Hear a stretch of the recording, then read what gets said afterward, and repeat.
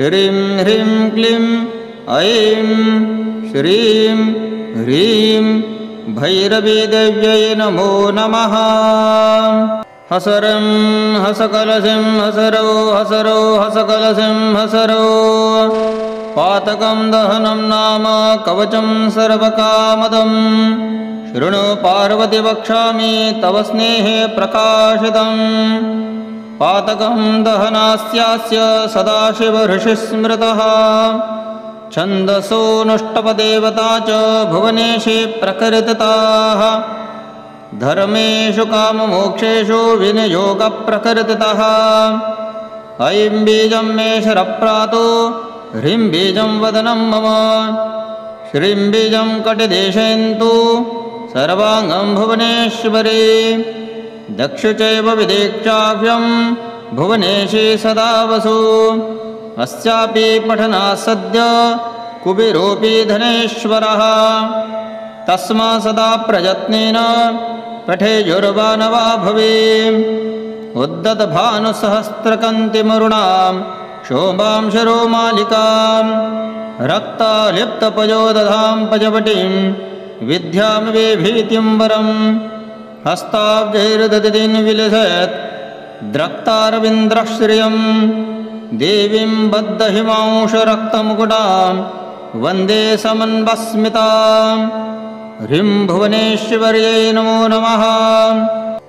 भैरवी कवचास्यास सदाशिवसुरे स्मृतः छन्दसोऽनुष्टपदेवता च भैरवी भयनाशिनी धर्मार्थकाममोक्षेषु विनियोगप्रकृतितः। हंसरे मे शरप्रातो भैरवी भयनाशिनी हंसकलरीं नेत्रश्च हरेष्टौ ललाटकं कुमारे सर्वगात्रं च वराहे उत्तरे तथा पूर्वे च वैष्णवे देवे इन्द्राणी मम दक्षिणे दिग्वदिक्षो सदैत्रेव भैरवी सर्वदावतु। य इदं कवचं ज्ञात्वा यो जपेद्देव भैरवीं कल्पकोटिशतेनापि सिद्धिस्तस्य न जायते। श्रीं ह्रीं क्लीं ऐं श्रीं ह्रीं भैरवीदेव्यै नमो नमः। श्रीं ह्रीं क्लीं ऐं श्रीं ह्रीं भैरवीदेव्यै नमो नमः। हसरं हसकलशं हसरौ हसरौ हसकलशं हसरौ पातकं दहनं नाम कवचं सर्वकामदं शृणु पार्वती वक्ष्यामि तव स्नेहे प्रकाशितम्। पातकं दहनास्यास्य सदाशिवऋषिस्मृतः छन्दसोऽनुष्टपदेवता च भुवनेशे प्रकृतिताः धर्मेषु काममोक्षेषु विनियोगप्रकृतितः। ऐं बीजं मे शरप्रातो ह्रीं बीजं वदनं मम श्रीं बीजं कटिदेशेन्तु सर्वाङ्गं भुवनेश्वरी दक्षु चैव विदेक्षाभ्यं भुवनेशे सदा वसु। अस्यापि पठनात् सद्य कुबेरोऽपि धनेश्वरः तस्मात् सदा प्रयत्नेन पठेयुर्वानवा भवे। उद्दतभानुसहस्रकन्तिमरुणां शोभां शरोमालिकां रक्तालिप्तपयोदधां पजवटीं विद्यां वेभीतिं वरम् हस्ताब्जैर्दधितिं विलसत् द्रक्तारविन्द्रश्रियं देवीं बद्धहिमांशरक्तमुकुटां वन्दे समन्वस्मिताम्। ह्रीं भुवनेश्वर्यै नमो नमः। भैरवी कवचास्यास सदाशिवसुरे स्मृतः छन्दसोऽनुष्टपदेवता च भैरवी भयनाशिनी धर्मार्थकाममोक्षेषु विनियोगप्रकृतितः। हंसरे मे शरप्रातो भैरवी भयनाशिनी हंसकलरीं नेत्रश्च हरेष्टौ ललाटकं कुमारे सर्वगात्रं च वराहे उत्तरे तथा पूर्वे च वैष्णवे देवे इन्द्राणी मम दक्षिणे दिग्वदिक्षो सदैत्रेव भैरवी सर्वदावतु। य इदं कवचं ज्ञात्वा यो जपेद्देव भैरवीं कल्पकोटिशतेनापि सिद्धिस्तस्य न जायते। श्रीं ह्रीं क्लीं ऐं श्रीं ह्रीं भैरवीदेव्यै नमो नमः। श्रीं ह्रीं क्लीं ऐं श्रीं ह्रीं भैरवीदेव्यै नमो नमः। हसरं हसकलशं हसरौ हसरौ हसकलशं हसरौ पातकं दहनं नाम कवचं सर्वकामदं शृणु पार्वती वक्ष्यामि तव स्नेहे प्रकाशितम्। पातकं दहनास्यास्य सदाशिवऋषिस्मृतः छन्दसो नुष्टपदेवता च भुवनेशे प्रकृतिताः धर्मेषु काममोक्षेषु विनियोगप्रकृतितः। ऐं बीजं मे शरप्रातो ह्रीं बीजं वदनं मम श्रीं बीजं कटिदेशेन्तु सर्वाङ्गं भुवनेश्वरी दक्ष चैव विदेक्षाभ्यं भुवनेशे सदा वसु। अस्यापि पठनात् सद्य कुबेरोऽपि धनेश्वरः तस्मा सदा प्रयत्नेन पठेयुर्वानवा भवे। उद्दतभानुसहस्रकन्तिमरुणां शोभां शरोमालिकां रक्तालिप्तपयोदधां पजवटीं विद्यां वेभीतिम्बरम् हस्ताब्जैर्दधिं विलसत् द्रक्तारविन्द्रश्रियं देवीं बद्धहिमांशरक्तमुकुटां वन्दे समन्वस्मितां। ह्रीं भुवनेश्वर्यै नमो नमः।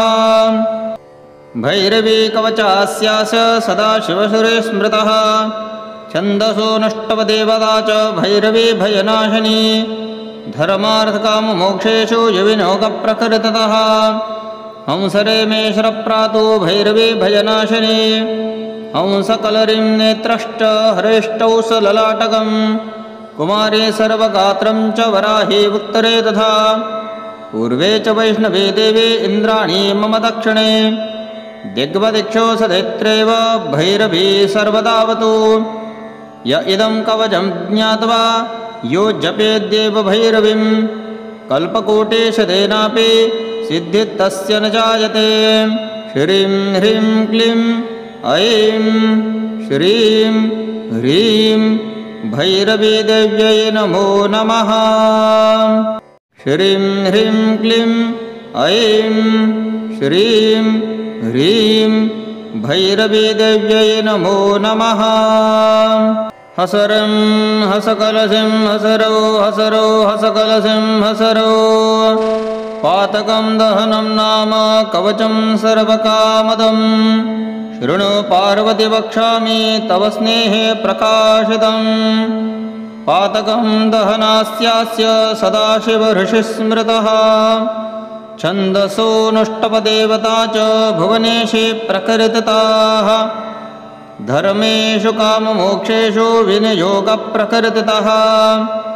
ऐं बीजं मे शरप्रातो ह्रीं बीजं वदनं मम श्रीं बीजं कटिदेशेन्तु सर्वाङ्गं भुवनेश्वरी दक्ष चैव विदेक्षाभ्यं भुवनेशे सदा वसु। अस्यापि पठनात् सद्य कुबेरोऽपि धनेश्वरः तस्मा सदा प्रयत्नेन पठेयुर्वानवा भवे। उद्दतभानुसहस्रकन्तिमरुणां शोभां शरोमालिकां रक्तालिप्तपयोदधां पजवटीं विद्यां वेभीतिम्बरम् हस्ताब्जैर्दधिं विलसत् द्रक्तारविन्द्रश्रियं देवीं बद्धहिमांशरक्तमुकुटां वन्दे समन्वस्मितां। ह्रीं भुवनेश्वर्यै नमो नमः। भैरवी कवचास्यास सदाशिवसुरे स्मृतः छन्दसो नष्टवदेवता च भैरवी भयनाशिनी धर्मार्थकाममोक्षेषु युविनोगप्रकृतितः। हंसरे मे शरप्रातो भैरवी भयनाशिनी हंसकलरीं नेत्रश्च हरेष्टौ सललाटकं कुमारे सर्वगात्रं च वराहे उत्तरे तथा पूर्वे च वैष्णवे देवे इन्द्राणी मम दक्षिणे दिग्वदिक्षो सदैत्रेव भैरवी सर्वदावतु। य इदं कवचं ज्ञात्वा यो जपेद्देव भैरवीं कल्पकोटिशतेनापि सिद्धिस्तस्य न जायते। श्रीं ह्रीं क्लीं ऐं श्रीं ह्रीं भैरवी देव्यै नमो नमः। श्रीं ह्रीं क्लीं ऐं श्रीं ह्रीं भैरवी देव्यै नमो नमः। हसरं हसकलशं हसरौ हसरौ हसकलशं हसरौ पातकं दहनं नाम कवचं सर्वकामदं। शृणु पार्वती वक्ष्यामि तव स्नेहे प्रकाशितम्। पातकं दहनास्यास्य सदाशिवऋषिस्मृतः छन्दसोऽनुष्टपदेवता च भुवनेशे प्रकृतिताः। धर्मेषु काममोक्षेषु विनियोगप्रकृतितः। ऐं बीजं मे शरप्रातो ह्रीं बीजं वदनं मम। श्रीं बीजं कटिदेशयन्तु सर्वाङ्गं भुवनेश्वरी। दक्षु चैव विदेक्षाभ्यं भुवनेशे सदा वसु। अस्यापि पठनात् सद्य कुबेरोऽपि धनेश्वरः। तस्मात् सदा प्रयत्नेन पठेयुर्वानवा भवे। उद्दतभानुसहस्रकन्तिमरुणां शोभां शरोमालिकां रक्तालिप्तपयोदधां पजवटीं विद्यां वेभीतिं वरम्। हस्ताब्जैर्दधितिं विलसत् द्रक्तारविन्द्रश्रियं देवीं बद्धहिमांशरक्तमुकुटां वन्दे समन्वस्मितां। ह्रीं भुवनेश्वर्यै नमो नमः। भैरवी कवचास्यास सदाशिवसुरे स्मृतः छन्दसोऽनुष्टपदेवता च भैरवी भयनाशिनी। धर्मार्थकाममोक्षेषु युविनोगप्रकृतितः हंसरे मे शरप्रातो भैरवी भयनाशिनी। हंसकलरीं नेत्रश्च हरेष्टौ सललाटकं कुमारे सर्वगात्रं च वराहे उत्तरे तथा। पूर्वे च वैष्णवे देवे इन्द्राणी मम दक्षिणे। दिग्वदिक्षो सदैत्रेव भैरवी सर्वदावतु। य इदं कवचं ज्ञात्वा यो जपेद्देव भैरवीं कल्पकोटिशतेनापि सिद्धिस्तस्य न जायते। श्रीं ह्रीं क्लीं ऐं श्रीं ह्रीं भैरवी देव्यै नमो नमः। श्रीं ह्रीं क्लीं ऐं श्रीं ह्रीं भैरवी देव्यै नमो नमः। हसरं हसकलशं हसरौ हसरौ हसकलशं हसरौ पातकं दहनं नाम कवचं सर्वकामदं। शृणु पार्वती वक्ष्यामि तव स्नेहे प्रकाशितम्। पातकं दहनास्यास्य सदाशिवऋषिस्मृतः छन्दसोऽनुष्टपदेवता च भुवनेशे प्रकृतिताः। धर्मेषु काममोक्षेषु विनियोगप्रकृतितः। ऐं बीजं मे शरप्रातो ह्रीं बीजं वदनं मम। श्रीं बीजं कटिदेशयन्तु सर्वाङ्गं भुवनेश्वरी। दक्षु चैव विदेक्षाभ्यं भुवनेशे सदा वसु। अस्यापि पठनात् सद्य कुबेरोऽपि धनेश्वरः। तस्मात् सदा प्रयत्नेन पठेयुर्वानवा भवे। उद्दतभानुसहस्रकन्तिमरुणां शोभां शरोमालिकां रक्तालिप्तपयोदधां पजवटीं विद्यां वेभीतिं वरम्। हस्ताब्जैर्दधितिं विलसत् द्रक्तारविन्द्रश्रियं देवीं बद्धहिमांशरक्तमुकुटां वन्दे समन्वस्मितां। ह्रीं भुवनेश्वर्यै नमो नमः। भैरवी कवचास्यास सदाशिवसुरे स्मृतः छन्दसोऽनुष्टपदेवता च भैरवी भयनाशिनी। धर्मार्थकाममोक्षेषु युविनोगप्रकृतितः हंसरे मे शरप्रातो भैरवी भयनाशिनी। हंसकलरीं नेत्रश्च हरेष्टौ सललाटकं कुमारे सर्वगात्रं च वराहे उत्तरे तथा। पूर्वे च वैष्णवे देवे इन्द्राणी मम दक्षिणे दिग्वदिक्षो सदैत्रेव भैरवी सर्वदावतु य इदं कवचं ज्ञात्वा यो जपेद्देव भैरवीं कल्पकोटिशतेनापि सिद्धिस्तस्य न जायते श्रीं ह्रीं क्लीं ऐं श्रीं ह्रीं भैरवी देव्यै नमो नमः श्रीं ह्रीं क्लीं ऐं श्रीं ह्रीं भैरवी देव्यै नमो नमः हसरं हसकलशं हसरौ हसरौ हसकलशं हसरौ पातकं दहनं नाम कवचं सर्वकामदं शृणु पार्वती वक्ष्यामि तव स्नेहे प्रकाशितम् पातकं दहनास्यास्य सदाशिवऋषिस्मृतः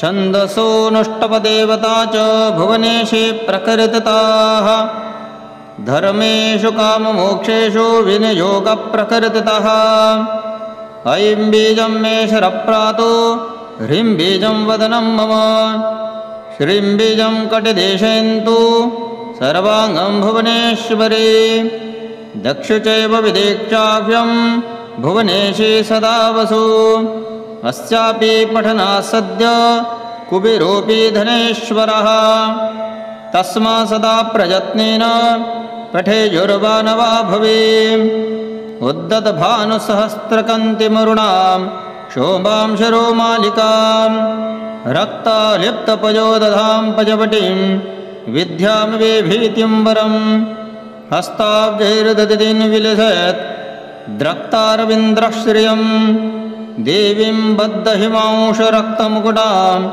वन्दे समन्वस्मितां ह्रीं भुवनेश्वर्यै नमो नमः भैरवी कवचास्यास सदाशिवसुरे स्मृतः छन्दसो नष्टवदेवता च भैरवी भयनाशिनी धर्मार्थकाममोक्षेषु युविनोगप्रकृततः हंसरे मे शरप्रातो भैरवी भयनाशिनी हंसकलरीं नेत्रश्च हरेष्टौ सललाटकं कुमारी सर्वगात्रं च वराही उत्तरे तथा पूर्वे च वैष्णवे देवे इन्द्राणी मम दक्षिणे दिग्वदिक्षो सदैत्रेव भैरवी सर्वदावतु य इदं कवचं ज्ञात्वा यो जपेद्देव भैरवीं कल्पकोटिशतेनापि सिद्धिस्तस्य न जायते श्रीं ह्रीं क्लीं ऐं श्रीं ह्रीं भैरवी देव्यै नमो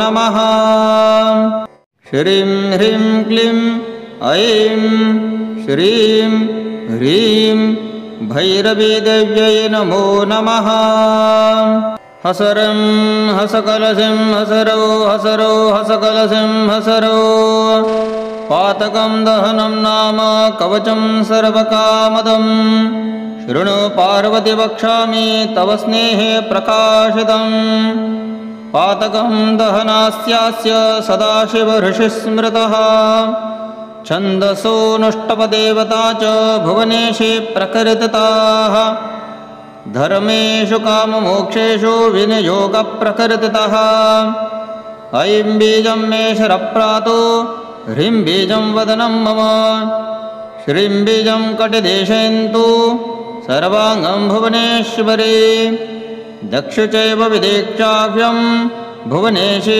सदा वसु अस्यापि पठनात् सद्य कुबेरोऽपि धनेश्वरः तस्मा सदा प्रयत्नेन पठेयुर्वानवा भवे उद्दतभानुसहस्रकन्तिमरुणां शोभां शरोमालिकां रक्तालिप्तपयोदधां पजवटीं विद्यां वेभीतिं वरं हस्ताब्जैर्दधिं विलसत् द्रक्तारविन्द्रश्रियं देवीं बद्धहिमांशरक्तमुकुटां वन्दे समन्वस्मितां ह्रीं भुवनेश्वर्यै नमो नमः भैरवी कवचास्यास सदाशिवसुरे स्मृतः छन्दसो नष्टवदेवता च भैरवी भयनाशिनी धर्मार्थकाममोक्षेषु युविनोगप्रकृततः हंसरे मे शरप्रातो भैरवी भयनाशिनी हंसकलरिं नेत्रश्च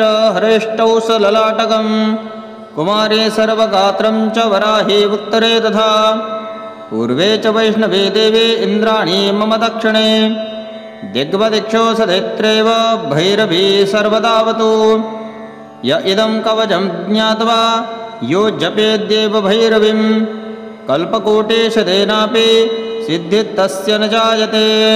श्रीं ह्रीं क्लीं ऐं श्रीं ह्रीं भैरवी देव्यै नमो नमः। श्रीं ह्रीं क्लीं ऐं श्रीं ह्रीं भैरवी देव्यै नमो नमः। हसरं हसकलशं हसरौ हसरौ हसकलशं हसरौ पातकं दहनं नाम कवचं सर्वकामदं शृणु पार्वती वक्ष्यामि तव स्नेहे प्रकाशितं पातकं दहनास्यास्य सदाशिवऋषिस्मृतः छन्दसो नुष्टपदेवता च भुवनेशे प्रकृतिताः धर्मेषु काममोक्षेषु विनियोगप्रकृतितः ऐं बीजं मे शरप्रातो ह्रीं बीजं वदनं मम श्रीं बीजं कटिदेशयन्तु सर्वाङ्गं भुवनेश्वरी दक्ष चैव विदेक्षाभ्यं भुवनेशे सदा वसु अस्यापि पठनात् सद्य कुबेरोऽपि धनेश्वरः तस्मा सदा प्रयत्नेन पठेयुर्वानवा भवे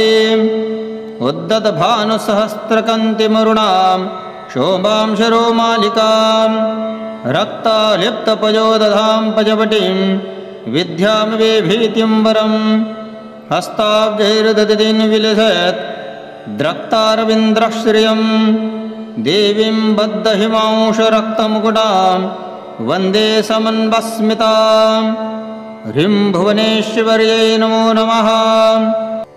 भैरवी कवचास्यास सदाशिवसुरे स्मृतः छन्दसो नष्टवदेवता च भैरवी भयनाशिनी धर्मार्थकाममोक्षेषु युविनोगप्रकृतितः हंसरे मे शरप्रातो भैरवी भयनाशिनी हंसकलरिं नेत्रश्च हरेष्टौ सललाटकं कुमारे सर्वगात्रं च वराहे उत्तरे तथा पूर्वे च वैष्णवे देवे इन्द्राणी मम दक्षिणे दिग्वदिक्षो सदैत्रेव भैरवी सर्वदावतु य इदं कवचं ज्ञात्वा यो जपेद्देव भैरवीं कल्पकोटिशतेनापि सिद्धिस्तस्य न जायते।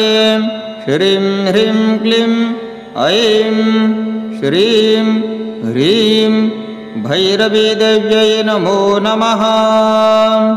श्रीं ह्रीं क्लीं ऐं श्रीं ह्रीं भैरवी देव्यै नमो नमः।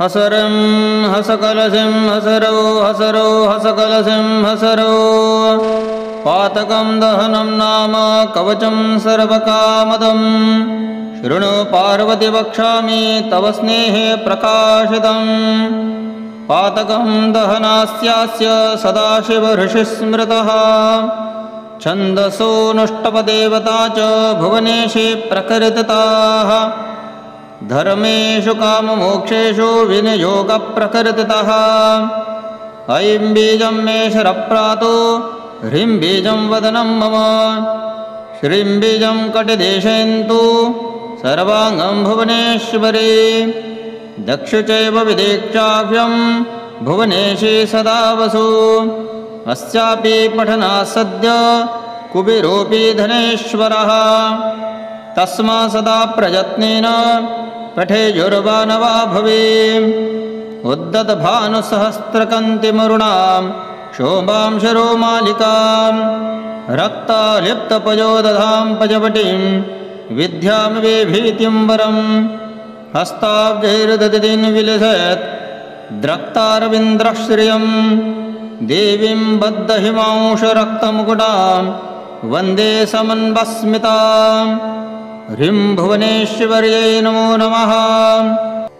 भैरवी कवचास्यास सदाशिवसुरे स्मृतः छन्दसो नष्टवदेवता च भैरवी भयनाशिनी धर्मार्थकाममोक्षेषु यविनोगप्रकृततः हंसरेमेश्वरप्रातो भैरवी भयनाशिनी हंसकलरीं नेत्रश्च हरेष्टौ सललाटकं कुमारी सर्वगात्रं च वराही उत्तरे तथा पूर्वे च वैष्णवी देवी इन्द्राणी मम दक्षिणे दिग्वदिक्षो सदैत्रेव भैरवी सर्वदावतु य इदं कवचं ज्ञात्वा यो जपेद्देव भैरवीं कल्पकोटिशतेनापि सिद्धिस्तस्य न जायते।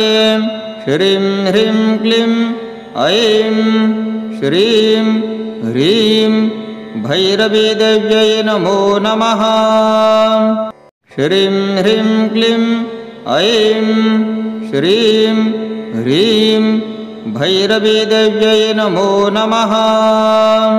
हसरं हसकलशं हसरौ हसरौ हसकलशं हसरौ पातकं दहनं नाम कवचं सर्वकामदं शृणु पार्वती वक्ष्यामि तव स्नेहे प्रकाशितं पातकं दहनास्यास्य सदाशिवऋषिस्मृतः छन्दसो नुष्टपदेवता च भुवनेशे प्रकृतिताः धर्मेषु काममोक्षेषु विनियोगप्रकृतितः ऐं बीजं मे शरप्रातो ह्रीं बीजं वदनं मम श्रीं बीजं कटिदेशयन्तु सर्वाङ्गं भुवनेश्वरी दक्षु चैव विदीक्षाभ्यं भुवनेशे सदा वसु अस्यापि पठनात् सद्य कुबेरोऽपि धनेश्वरः तस्मा सदा प्रयत्नेन पठेयुर्वानवा भवे उद्दतभानुसहस्रकन्तिमरुणां शोभां शरोमालिकां रक्तालिप्तपयोदधां पजवटीं विद्यां वेभीतिं वरं हस्ताब्जैर्ददितीं विलसत् द्रक्तारविन्द्रश्रियं देवीं बद्धहिमांशरक्तमुकुटां वन्दे समन्वस्मितां ह्रीं भुवनेश्वर्यै नमो नमः। भैरवी कवचास्यास सदाशिवसुरे स्मृतः छन्दसो नष्टवदेवता च भैरवी भयनाशिनी धर्मार्थकाममोक्षेषु यविनोगप्रकृततः हंसरेमेश्वरप्रातो भैरवी भयनाशिनी हंसकलरीं नेत्रश्च हरेष्टौ सललाटकं कुमारी सर्वगात्रं च वराही उत्तरे तथा पूर्वे च वैष्णवी देवी इन्द्राणी मम दक्षिणे दिग्वदिक्षो सदैत्रेव भैरवी सर्वदावतु य इदं कवचं ज्ञात्वा यो जपेद्देव भैरवीं कल्पकोटिशतेनापि सिद्धिस्तस्य न जायते। श्रीं ह्रीं क्लीं ऐं श्रीं ह्रीं भैरवी देव्यै नमो नमः। श्रीं ह्रीं क्लीं ऐं श्रीं ह्रीं भैरवी देव्यै नमो नमः। हसरं हसकलशं हसरौ हसरौ हसकलशं हसरौ पातकं दहनं नाम कवचं सर्वकामदं शृणु पार्वती वक्ष्यामि तव स्नेहे प्रकाशितं पातकं दहनास्यास्य सदाशिवऋषिस्मृतः छन्दसो नुष्टपदेवता च भुवनेशे प्रकृतिताः धर्मेषु काममोक्षेषु विनियोगप्रकृतितः ऐं बीजं मे शरप्रातो ह्रीं बीजं वदनं मम श्रीं बीजं कटिदेशयन्तु सर्वाङ्गं भुवनेश्वरी दक्षु चैव विदीक्षाभ्यं भुवनेशे सदा वसु अस्यापि पठनात् सद्य कुबेरोऽपि धनेश्वरः तस्मा सदा प्रयत्नेन पठेयुर्वानवा भवे उद्दतभानुसहस्रकन्तिमरुणां शोभां शरोमालिकां रक्तालिप्तपयोदधां पजवटीं विद्यां वेभीतिं वरं हस्ताब्जैर्ददितीं विलसत् द्रक्तारविन्द्रश्रियं देवीं बद्धहिमांशरक्तमुकुटां वन्दे समन्वस्मितां ह्रीं भुवनेश्वर्यै नमो नमः।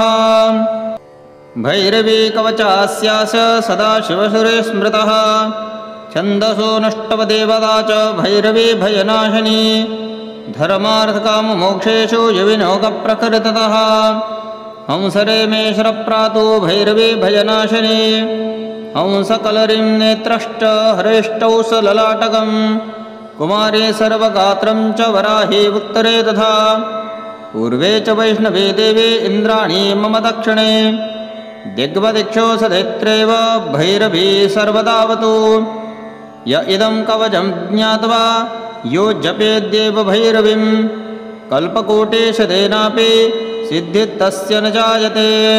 श्रीं ह्रीं क्लीं ऐं श्रीं ह्रीं भैरवी देव्यै नमो नमः।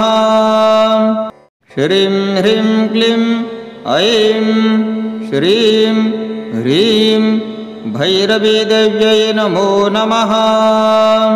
हसरं हसकलशं हसरौ हसरौ हसकलशं हसरौ पातकं दहनं नाम कवचं सर्वकामदम् शृणु पार्वती वक्ष्यामि तव स्नेहे प्रकाशितम् पातकं दहनास्यास्य सदाशिवऋषिस्मृतः छन्दसो नुष्टपदेवता च भुवनेशे प्रकृतिताः धर्मेषु काममोक्षेषु विनियोगप्रकृतितः ऐं बीजं मे शरप्रातो ह्रीं बीजं वदनं मम श्रीं बीजं कटिदेशयन्तु सर्वाङ्गं भुवनेश्वरी दक्षु चैव विदीक्षाभ्यं भुवनेशे सदा वसु अस्यापि पठनात् सद्य कुबेरोऽपि धनेश्वरः तस्मा सदा प्रयत्नेन पठेयुर्वानवा भवे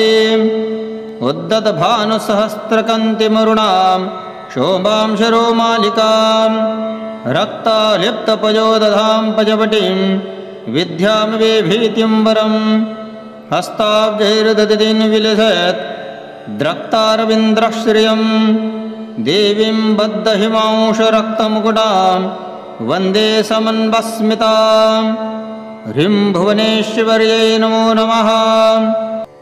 भैरवी कवचास्यास सदाशिवसुरे स्मृतः छन्दसो नष्टवदेवता च भैरवी भयनाशिनी धर्मार्थकाममोक्षेषु युविनोगप्रकृततः हंसरेमेश्वरप्रातो भैरवी भयनाशिनी हंसकलरीं नेत्रश्च हरेष्टौ सललाटकम् कुमारी सर्वगात्रं च वराही उत्तरे तथा पूर्वे च वैष्णवी देवी इन्द्राणी मम दक्षिणे दिग्वदिक्षो सदैत्रेव भैरवी सर्वदावतु य इदं कवचं ज्ञात्वा यो जपेद्देव भैरवीं कल्पकोटिशतेनापि सिद्धिस्तस्य न जायते।